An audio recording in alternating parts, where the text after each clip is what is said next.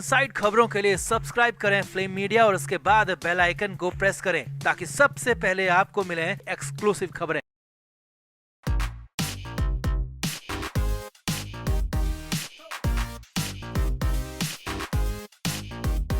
महाराष्ट्र में विधानसभा का सत्र चल रहा है और विधान परिषद में जब मुख्यमंत्री देवेंद्र फडणवीस बोलने आए तो उन्होंने विपक्ष के नेता पूर्व मुख्यमंत्री यूबीटी के प्रमुख उद्धव ठाकरे को बड़ा ऑफर दे दिया। साफ साफ कह दिया कि आप हमारे साथ आ जाइए, आपको विपक्ष में नहीं बैठना पड़ेगा और 2029 तक की तो हमारी गारंटी है। लेकिन ये सब कुछ ऐसे ही नहीं हुआ था। जी आप लोग सभी जान चुके होंगे कि फडणवीस ने क्या कहा, लेकिन ऐसा क्यों कहा, इसके पीछे की कहानी क्या है, फडणवीस के जो उद्धव को ऑफर दिया गया उसकी इनसाइड स्टोरी क्या है, वो हम आपको बताते हैं। खबर तो यहाँ तक है कि 3 दिन पहले ये खिचड़ी पक रही थी। एकनाथ शिंदे राज ठाकरे को किनारे करने के लिए प्लानिंग हो रही है और आदित्य ठाकरे इसमें बीच की कड़ी बन गए। तो दिखाते हैं कैसे 5 घंटे की सीक्रेट मीटिंग में ये डील तय की गई, दिखाते हैं आपको सब कुछ। इसीलिए तो उद्धव ठाकरे चुपचाप सुनते रहे। आप भी इस पर अपनी राय जरूर दें, वीडियो को शेयर भी करें। तो महाराष्ट्र की राजनीति में भूचाल लाने वाला बयान मुख्यमंत्री देवेंद्र फडणवीस ने दिया था और उद्धव ठाकरे को ऑफर दे दिया था कि साथ में आ जाइए। अब लंबे समय तक उद्धव ठाकरे फडणवीस ने साथ में मिलकर काम किया है, सरकारें चलाई हैं। अब यहाँ पर हो सकता है कई लोगों के दिमाग में जहन में यही बात आ रही हो कि पुरानी यारी दोस्ती के चलते फडणवीस ने ऐसा कहा हो, लेकिन ऐसा बिल्कुल नहीं है। जी हाँ, मुख्यमंत्री फडणवीस ने जो भी कहा वो सब कुछ सोच समझ कर कहा। वो ऐसे ही हवा में नहीं कहा, ऐसे ही आवेश में आकर इमोशनल होकर नहीं कहा, बल्कि ये सब कुछ पूरे फुल प्रूफ प्लान के तहत हुआ था। अब वो बताते हैं कैसे। सूत्रों के हवाले से खबर है कि इसके पीछे यानी कि फडणवीस के जो उद्धव को ऑफर दिया उसके पीछे की बड़ी कहानी है। खबर तो सूत्रों के मुताबिक यहाँ है कि आदित्य ठाकरे ने देवेंद्र फडणवीस से मुलाकात की थी और इसे लेकर बात की थी कि क्या हम साथ में आ सकते हैं। जी हाँ, सूत्रों के मुताबिक ये बड़ी खबर आ रही है। यही नहीं, आदित्य ठाकरे ने इसे लेकर अपने पिता उद्धव ठाकरे और देवेंद्र फडणवीस की एक मीटिंग तक फिक्स करवाई थी। ऐसी भी खबरें हैं, चर्चाओं में लगातार ये बातें आ रही हैं, लगातार सूत्रों के हवाले से बातें आ रही हैं कि 3 दिन पहले ये खिचड़ी पकी थी, यानी कि 16 जुलाई को उद्धव ठाकरे को लेकर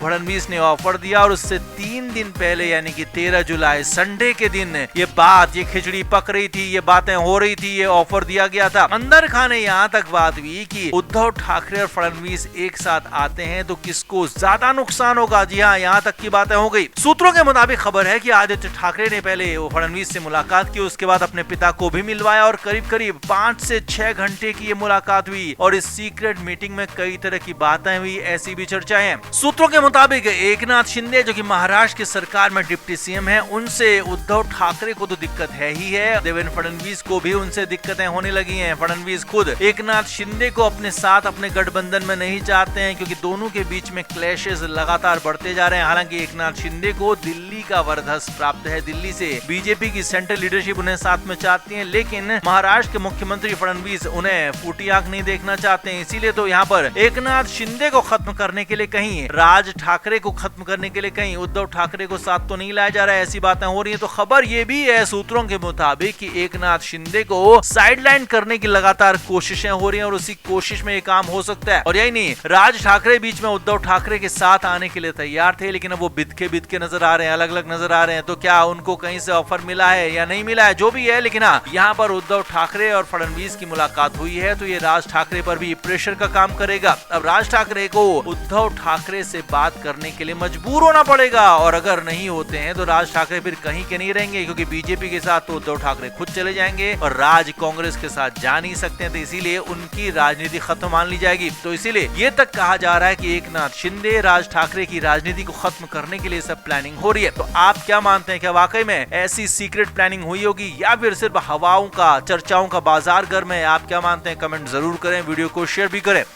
तो उद्धव ठाकरे को राज ठाकरे की तरफ से झटका लग चुका है, ये सब जान चुके हैं। राज ठाकरे खुद उद्धव को भी बता चुके हैं और साफ साफ पब्लिक मीटिंग में अपने कार्यकर्ताओं के बीच, जनता के बीच भी बोल चुके हैं कि अभी उनका उद्धव ठाकरे के साथ जाने का कोई प्लान नहीं है। नवंबर दिसंबर में देखा जाएगा जब बीएमसी चुनाव होंगे। अब इधर राज ठाकरे के इस इनकार के बाद उद्धव ठाकरे की हालत खराब है। मातोश्री सूत्रों के मुताबिक उद्धव ठाकरे को बिल्कुल भी उम्मीद नहीं थी कि इतनी जल्दी राज ठाकरे पीछे हट जाएंगे। इसीलिए तो उद्धव ठाकरे बुरी तरीके से इमोशनल हो चुके हैं और वैसे भी उद्धव ठाकरे काफी हद तक बीच में परेशान थे और इस बीच अब राज ठाकरे के फैसले के बाद और ज्यादा परेशान हो गए हैं। उद्धव ठाकरे बेचैन रहने लगे हैं। अब मातोश्री के सूत्रों के हवाले से खबर है कि मंगलवार के दिन में उद्धव ठाकरे ने 5 लोगों को फोन किया और ये फोन 3 मिनट के अंदर किए थे। जी हाँ, मातोश्री सूत्रों के मुताबिक उद्धव ठाकरे ने सबसे पहले महाराष्ट्र में कांग्रेस के पूर्व अध्यक्ष नाना पटोले को फोन किया, उसके बाद राहुल गांधी को फोन किया, लेकिन दोनों ही तरफ से फोन पिक नहीं हुआ। अब हालांकि वो बात क्या करना चाहते थे ये साफ नहीं है, लेकिन इन दोनों का फोन कॉल नहीं उठा। उसके बाद खबर यह है सूत्रों के मुताबिक कि उद्धव ठाकरे ने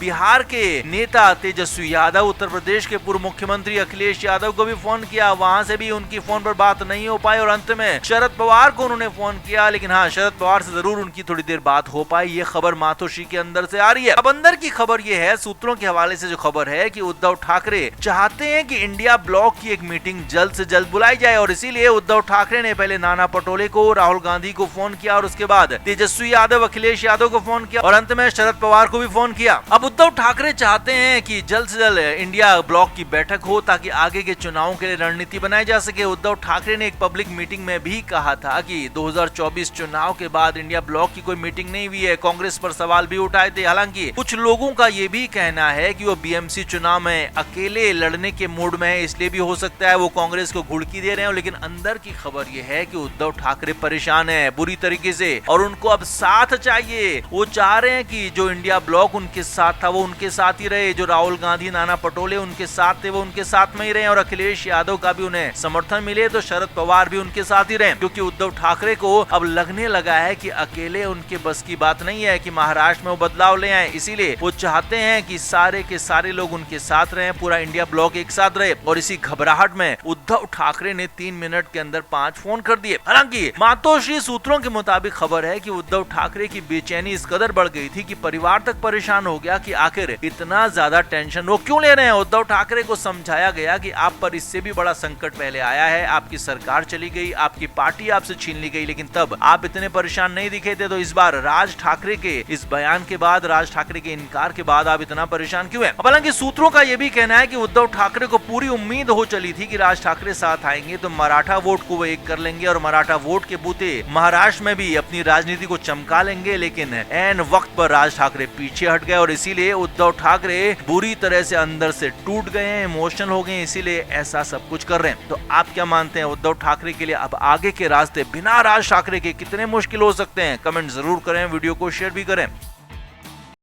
फिल्म मीडिया रिपोर्ट।